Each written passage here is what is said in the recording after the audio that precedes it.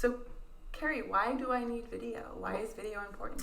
It is, well, as we all know, video content has just exploded. It has been on this, crash course, growing into this massive snowball, I would say, over the last 5-6 years. But it's really been the last year or two that you no longer click on an article on Twitter from the New York Times. You click on a video from the New York Times. You click on, hey, to set up this whole camera gear that you can't see behind the scenes, I watched a YouTube tutorial. If my daughter wants to know how often she should feed her fish or how often she should clean her turtle tank, where does she go? She doesn't go to me, because I'm not going to tell her. She goes to YouTube and she Googles cleaning my turtle tank, and she watches a tutorial. And so the way people are consuming that information has changed. There's always going to be text, and I think text is so important when you're talking about services, and when you are especially getting into a little bit more of a deep dive when it comes to a business or a brand or a product or a person. But if I want the headline, if I want to get an idea of the face behind a brand or who is putting this product that I'm considering purchasing together, video is fabulous because I can look directly into that person's eyes, just like you're doing with us, and feel like I'm understanding who they are and who's behind the scenes. And this isn't a faceless, nameless kind of corporate thing.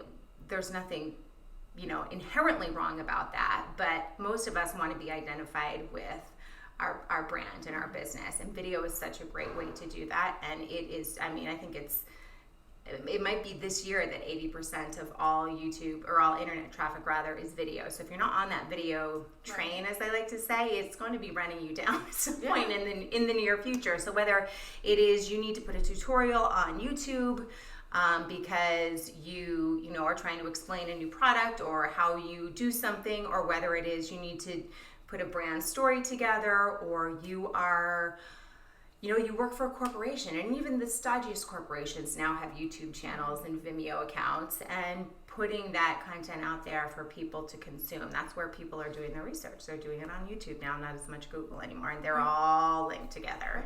Yeah. And if I can just add to that from an SEO perspective, oftentimes when you are searching for how to replace my headlight, a video will come up before any kind of content.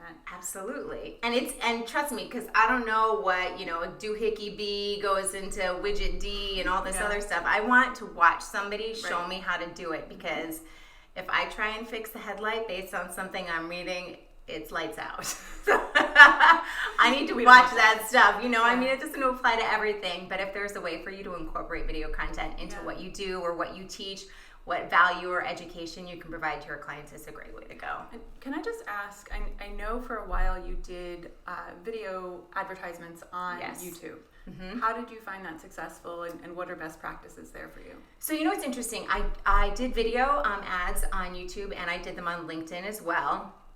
And I have, because my YouTube account is actually pretty new, my channel is new, I have more subscribers on LinkedIn. Mm-hmm. So I did find some more traction on LinkedIn, but I will say it was video that brought people in. And so I put together, a 30 or 45 second, or if you want to do a longer piece, a 60 to, it's all it takes. You want to whet people's appetite. You don't, it really just needs to be 30 seconds for people for it to count.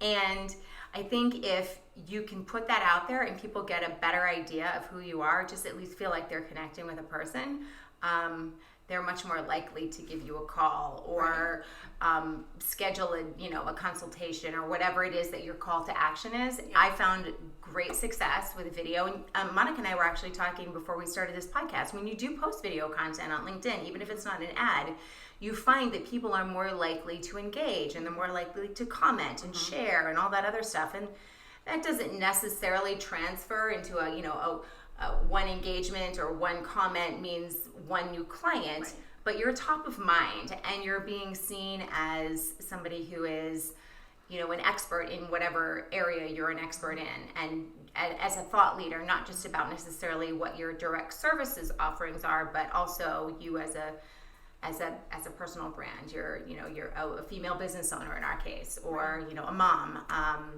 and what that means to people who